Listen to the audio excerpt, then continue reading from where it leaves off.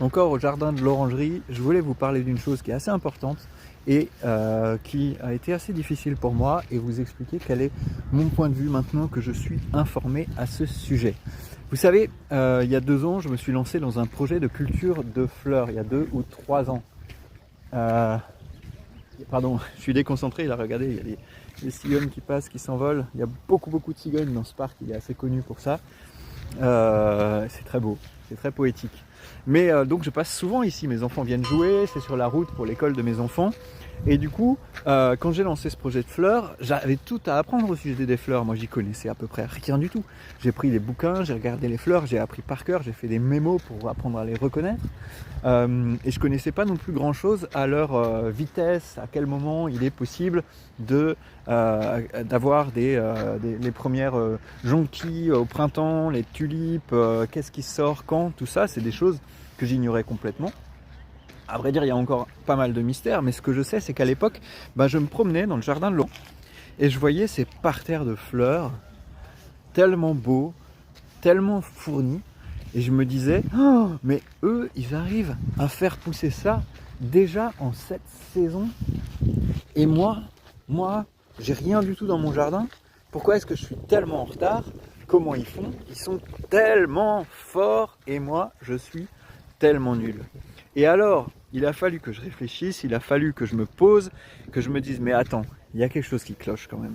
Et puis j'ai compris, en fait, les jardins de l'Orangerie, les jardiniers de l'Orangerie, je veux dire, et aussi les jardiniers urbains et les jardiniers de décoration et les paysagistes, ils ont des moyens considérables.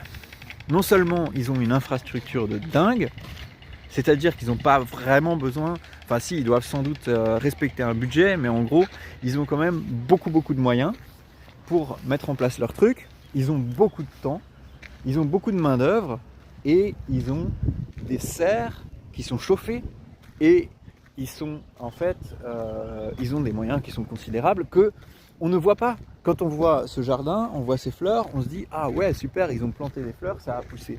Mais la vérité c'est qu'un petit peu plus par là-bas, ils ont leur serre géante qui est sans doute chauffée et sans doute qu'ils reproduisent eux-mêmes des tas de trucs, mais qu'ils en achètent aussi, ils achètent sans doute des bulbes et ce qu'ils font c'est qu'ils plantent des plants qui sont presque déjà fleuris exactement au bon moment. Ils les sortent quand ces plants vont survivre, mais ils les font pousser au début de leur vie dans un environnement qui est hyper contrôlé. Et alors, vous pourriez faire ça dans votre serre, vous pourriez faire ça dans votre exploitation, dans votre jardin.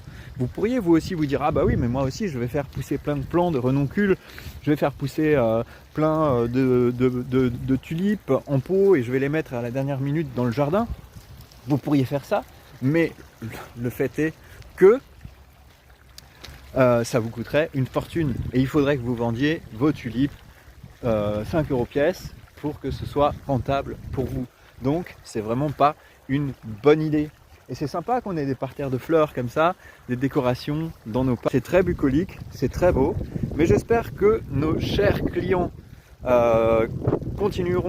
garderont en tête, auront conscience, j'aimerais bien qu'ils aient peut-être un petit peu plus conscience du fait que c'est extrêmement cher d'avoir ces belles choses et surtout qu'il ne faut pas qu'ils exigent des producteurs qui leur fournissent des fleurs, qui leur fournissent à manger les mêmes résultats parce que il faudrait que ça coûte beaucoup plus cher. C'est pas que les producteurs sont nuls, c'est pas que les producteurs n'arrivent pas à produire à temps suffisamment pas cher, c'est que les moyens qui sont mis en place, les moyens qui sont utilisés, les moyens qui sont dégagés, les moyens qui sont consommés, les moyens qui sont utilisés pour avoir ce résultat, et ça c'est vrai dans d'autres domaines, sont invisibles et considérables. Ne vous jugez pas trop vous-même, faites de votre mieux, regardez ce que font les autres, c'est très important, mais ne vous jugez pas. Comparez pour observer, pour regarder, mais surtout, never benchmark, ne vous comparez pas aux autres parce qu'on n'a aucune idée de comment ça se passe à l'intérieur des autres systèmes. Allez, bonne journée, Bye, abonnez-vous à la newsletter en commentaire, en description de la vidéo. Et puis, prenez bien soin de vous. À bientôt.